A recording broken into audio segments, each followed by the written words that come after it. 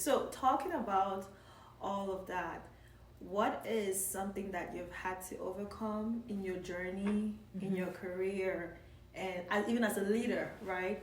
And how did you handle it? So many things. Where can I start? One. I don't know, like, okay, maybe like the so most, many things. I don't know, what's the most recent thing? Yeah. So recently, and I was telling you guys about this before we started recording.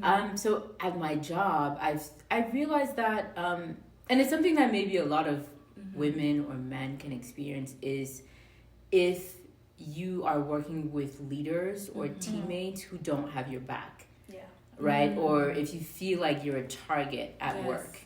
And it's, come to their attention that I have a life outside of work, that I have a full resume outside of work. And my supervisors kind of try to make it a problem and say that I'm not supposed to be doing these activities. You mentioned Amazingly Africa and Afro Girls Tech and being a career and life coach outside of work and having a YouTube channel. Right. And, I was made to feel like, there's a conflict of interest, there's X, Y, and Z. You're not supposed to do that. So the thing is, I don't know if it's my supervisor, but I know that he told me that I was reported to HR for my activities outside of work. And you know what I did? That's crazy. What did you do? Instead of buckling and being like, oh my God, okay, I'm going to close everything. I wrote an email. And yes, ChatGPT is your friend. Yeah. I asked ChatGPT to help me elevate this email. And really asked ChatGPT, hey, am I outside of the bounds of this conflict of interest thing? You know? And so we wrote an email together and I CC'd the people who were involved in the activities that they mentioned. Like they mentioned Afro Girls Tech, right? I had a 2-day workshop where I was helping women land their dream job in tech. Wow. And one of the speakers was the dean at like a really great Ivy League university. And I CC'd him in there. I CC'd my professor, one of my professors in my high performance leadership coaching training certification that I did. I CC'd her. I CC'd a lot of people that I know at HR at my work.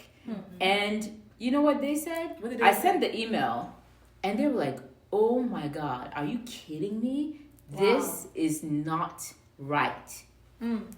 You have done nothing wrong. If anything, your work outside of work is commendable.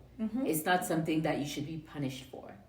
I know that's right. Wow. So the case isn't closed yet. Yeah. But that is an example of a challenge that I've had to go through. And, I didn't buckle down. I know Linda of 5 years ago would have been scared. Yes. Would have been like, oh, okay, I guess I did something wrong.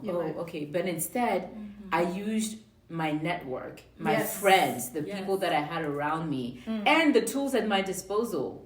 That's called prompt engineering. Right. Literally, I am in tech, so I used my own tools, and I realized that I am doing nothing wrong. If anything, whoever, and this is something that one of my colleagues told me, she was like, I don't know who the hell has the time to go look you up. But guess what? That person is obviously threatened by you. And it means you're doing something right. If anything, you better double down on what you're doing. Facts. You better do it more and harder and better because you're doing something right. And that's why you're having haters. So if you ain't got this haters, thing you ain't popping. So this haters thing is real. These people are trying to affect my money. They are. We won't let that happen though. But it's good because you're able to share with people what to do when you are in situations where you're being persecuted. And that's the importance of having friends, of having a network, of having people around you. Like, it's not just your immediate colleagues. You need to be involved with people in different departments, people who know different things and who will help you immediately. And some of them are just my friends, literally. They called me. They were like, are you okay? Do you need something? Wow. Even if it's not, And I felt supported. I felt like, okay, I'm not alone in this. Yeah. So that's a recent challenge, and wow, it's been tough, but at the same time, I'm proud of myself because if it reached y'all's ears, even though I only have like over 500 followers on YouTube, I don't know if it reached your ears already. Okay, someone is I don't even have 100,000 or 1 million yet. What you gonna do then? The silent watchers, silent haters. But I like the fact that you're able to share this and also like provide what you did in your situation. So knock on wood, everything goes in your favor, honestly. Everything will be fine. Because you're doing great. So you mentioned your younger self, right? 5 years ago, you would have been a little scared. So what advice would you give your younger self? In this situation or in general? In general, if you were to go back in time, like when you were maybe 24, 25, worried about life, unsure. I would say focus on you, Linda. Focus on yourself. I feel like as women, especially women of color, women of African backgrounds, we're always told to sacrifice ourselves, to do for others, to make everybody else comfortable at your own detriment.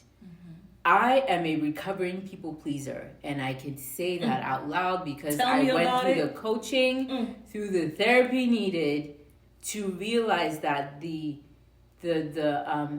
coping mechanisms I had didn't come from a place of power, but it came from a place of fear, where you felt like you had to make people comfortable so that you didn't feel, even if it made you feel uncomfortable, so that you didn't feel, so that it made you feel safe. Yeah, so that you were not a problem to others. Others will feel comfortable around you. But guess what? What? When you do that, it keeps bottling up and bottling up and bottling up, and then at some point you explode.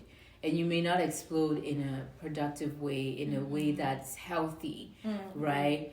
And so I would say to my younger self, focus on you, focus on what you need, and focus on not just your career, but also your friends, your family, the people around you. Like, life isn't just about work and doing. You're good enough just as you are. You don't have to be anything else than who you are. Wow. And you can be loved just as you are. So that's what I would tell her. I love that. Amazing. Yes. Yeah. So, tell us. Deep, right? She took a little breath right there. It was.